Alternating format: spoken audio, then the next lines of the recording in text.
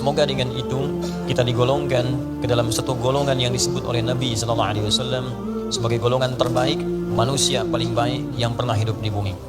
Ini pernah disampaikan dalam salah satu hadis yang diriwayatkan oleh Imam Al-Bukhari. Beliau menerima hadis ini dari seorang bernama Hajjaj, ya, Hajjaj bil Minhaj, menerima dari Syu'bah. Syu'bah menerima dari Alqamah ibnu Marthad. Alqamah ibnu Marthad menerima dari Sa'ad bin Ubaidah. Sa'ad bin Ubaidah menerima dari Abu Abdurrahman As-Sulami. Abu Abdurrahman As-Sulami menerima dari sahabat Uthman ibn Affan radhiyallahu ta'ala anhu. Uthman ibn Affan radhiyallahu ta'ala anhu menerima langsung dari Rasulullah sallallahu alaihi wasallam. Ini silsilah sanadnya disampaikan kemudian dari Nabi sallallahu alaihi wasallam, khairukum man ta'allama al-Qur'ana wa 'allama. Yang terbaik di antara kalian adalah orang yang bisa belajar kandungan isi Al-Quran, kemudian dia mampu mengamalkannya. Jadi kalau ada orang baik di muka bumi ini, maka di antara yang paling baik itu adalah orang yang mau belajar Al-Quran. Ini mengandung banyak pengertian. Pengertian yang pertama, jika kita belajar Al-Quran dengan benar itu, maka yang didapatkan pertama kali dari Al-Quran itu nilai-nilai kebaikan. Jadi kalau Anda belajar Al-Quran, apalagi datang ke tempat ini setiap pekan, ada yang naik pesawat, naik kereta, naik bis, ya, naik sepeda, naik sendal, ya, dan seterusnya sampai tiba di sini. Nah, untuk belajar Al-Quran, tapi pelajaran itu tidak merubah dia menjadi lebih baik. Berarti ada yang salah dengan cara dia belajar. Ada yang keliru dengan cara dia menangkap pengetahuan. Sebab seorang yang belajar Al-Quran itu ciri pertamanya, kata Nabi, langsung Nabi yang sebutkan, ciri pertamanya Al-Quran yang ia pelajari akan merubah kepribadiannya, memiliki sifat dan sikap yang baik dalam kehidupan. Jadi kalau antum sudah mengaji di sini, sudah mengaji di sini, pulang dari sini, itu ada perubahan kebaikan. Mata melihat yang baik-baik. Jadi yang tak baik itu sudah tidak bisa dilihat lagi, karena yang kita kaji itu Al-Quran. Kalau antum mendengar, senang yang baik-baik, yang tak baik itu sudah nggak senang lagi. Kalau antum berjalan, senang berjalan pada yang baik, yang tak baik itu sudah nggak enak lagi kemudian dipijak dan dituju. Kenapa? Karena yang kita pelajari Al-Quran. Kalau bukan Al-Quran, mungkin agak berbeda.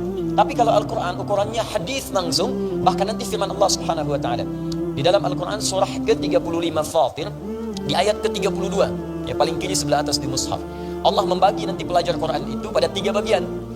Ya, ada pelajar yang tidak sukses, ada pelajar menuju sukses, ada pelajar yang sukses. Ya, thumma awrathna al-kitaba alladhina istafaina min ibadina.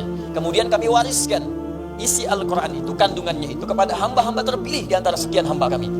Masya Allah, jadi kalau antum datang ke sini belajar Al-Quran, antum tuh bukan sekedar datang, Anda dipilih oleh Allah. Betapa banyak orang hidup sekarang di muka bumi. Kenapa Anda yang terpilih ke sini? Kenapa Anda yang datang? Kenapa Anda mau belajar? Investasi waktu, tenaga, ya, juga biaya dan sebagainya. Mau berangkat. Kalau bukan Allah yang gerakan, siapa yang bisa meringankan langkah kita untuk berada di sini? Jadi kalau Allah sudah pilih, Anda kemudian harus yakin dengan pilihan itu. Saya memilih Anda mengerjakan sesuatu, Anda tidak kerjakan dengan baik, bukankah saya kecewa? Allah memilih Anda untuk berubah jadi baik, Andanya nggak jadi baik. Bagaimana kemudian Allah menyikapi itu semua? Jadi kalau Allah sudah pilih Anda untuk berubah menjadi baik, Anda sendiri tidak memilih baik, berarti bukan Allahnya yang salah, Anda sendiri yang menghambat diri sendiri untuk berubah menjadi baik. Maka bertakwalah kepada Allah, senangi diri kita, berbahagialah. Karena ketika Anda sudah mulai berada di majlis ilmu dengan ustaz manapun, maka itu tanda pertama Allah menginginkan kita berubah menjadi orang baik. Itu ada dalam hadis Al-Bukhari dari sekitar 97 pembahasan, 97 kitab di hadis Al-Bukhari. Di kitab ketiga namanya Kitabul Ilmi. Kitab pertama kitab Badul Wahyi, yang kedua Kitabul Iman, yang ketiga Kitabul Ilmi, nomor hadis 71. Yang paling kiri sebelah atas di kitab jilid yang pertama. Nabi langsung menyampaikan riwayat sahabat Abu Hurairah radhiyallahu taala anhu. Diriwayatkan juga hadis ini dari Muawiyah bin Abi Sufyan radhiyallahu taala anhu. Ya an Rasulullah sallallahu alaihi wasallam qaal, apa yang Allah sampaikan melalui lisan Rasulnya, ayat kalimat Nabi, man yuridillahu bihi khaira yufaqihuhu fid din. Man yuridillahu bihi khaira, siapapun yang diinginkan oleh Allah berubah menjadi orang baik, punya sifat-sifat kebaikan. Man itu ismun mausul, yadullu 'alal fardiyatil 'ammiyah. Huruf sambung konjungsi nunjuk pada objek atau subjek. Siapapun secara personal tanpa batas. Di setiap orang. Laki-laki, perempuan, tua, muda, besar, kecil, setiap orangnya, setiap Anda. Dan itu umum, jadi nggak peduli background Anda itu siapa. Apakah Anda pernah menjadi seorang penjahit, apakah penjahat, apakah pejabat, apakah orang yang pernah berbuat maksiat, pernah ada yang menipu, pernah ada yang riba, pernah mabuk, pernah zina, bahkan pernah membunuh. Kalau Allah sudah inginkan baik, jadi baik tuh. Contoh paling gampang di jahiliyah, kan komplit di situ. Penipu ada, pembunuh lengkap, pembegal ada semua. Jadi kalau ada yang sekarang penipu, pembunuh, pembegal, telat sebetulnya. Karena sudah keduluan. Cuman yang paling aneh, mereka itu taubat dan membawa pesan taubat dalam kehidupan. Jadi kalau orang modern sekarang nggak taubat, keterlaluan. Orang yang disebut jahiliyah mau taubat, berubah jadi baik, duduk di majlis Nabi diinginkan baik. Kita mewarisi ta'lim Nabi, kenapa tidak merubah kita menjadi lebih baik?